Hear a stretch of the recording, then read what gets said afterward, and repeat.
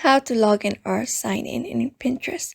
Hello everybody, welcome to another video. In this video we're gonna learn how we can sign in or log in on Pinterest. So let's get started, but before that make sure you hit the like and subscribe button.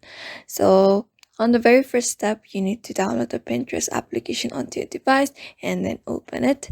After that, here you can see a bunch of options on how you can log in. So one of them is email address, another one is continue with Facebook and continue with Google. So if you want to continue with your Facebook account, just tap on continue and give access. Whereas if you want to continue with Google, just tap on continue with Google and give access. So here let's get with the normal process of entering the email address.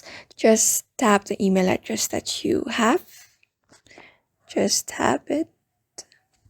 After entering your email address, just tap on continue.